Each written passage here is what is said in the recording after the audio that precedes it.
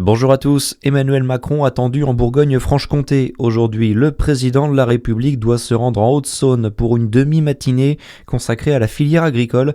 Il sera accompagné de la ministre de l'Agriculture, Annie Genevard. Emmanuel Macron se rendra d'abord à 10h sur une exploitation à Valleroy-le-Bois avant de prendre part à une table ronde avec les représentants agricoles du département. Des annonces devraient avoir lieu. Il y aura ensuite un déjeuner au lycée des Aberges à Vesoul ce midi où le chef de l'État échangera avec les lycéens sur le thème des réseaux sociaux. Gros coup de filet à Dole. Hier, 9 personnes ont été interpellées dans les quartiers des Ménil-Pasteur lors d'une opération de police antidrogue. 150 fonctionnaires de la BRI, du RAID, de la police judiciaire de Dijon et de la police doloise étaient mobilisés. Un important point de deal a été démantelé. À Dijon, le syndicat Solidaire 21 a manifesté devant la permanence d'Océane Godard hier. Réaction face au refus de la députée de Côte-d'Or et du groupe socialiste de voter la motion de censure contre le gouvernement Lecornu déposée par le reste de la gauche.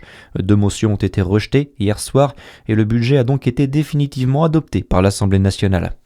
En Saône-et-Loire, 2 voies de l'A6 ont dû être neutralisées hier soir après un accident de la route en direction de Lyon du côté de Saint-Rémy. Un poids lourd et un utilitaire sont entrés en collision.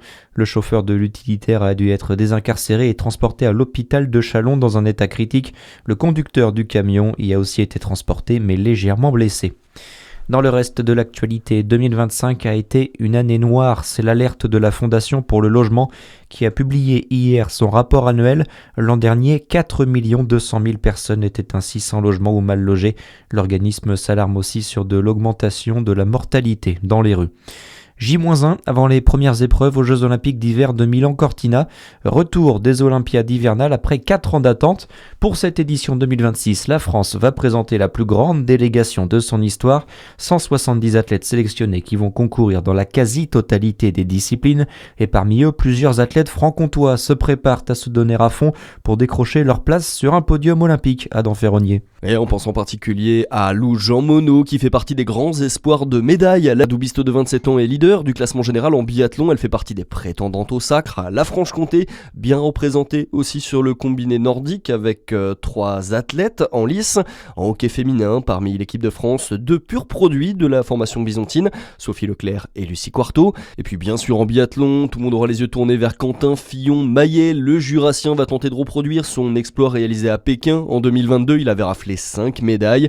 Et si la chance lui sourit, il pourrait même faire tomber le record détenu par Martin Fourcade, le Français le plus récompensé de l'histoire des Jeux d'hiver. Et le premier rendez-vous, c'est donc demain soir avec les premières épreuves de curling. On suivra ensuite vendredi soir la cérémonie d'ouverture. Très bonne journée sur Fréquence Plus. À suivre, c'est votre météo.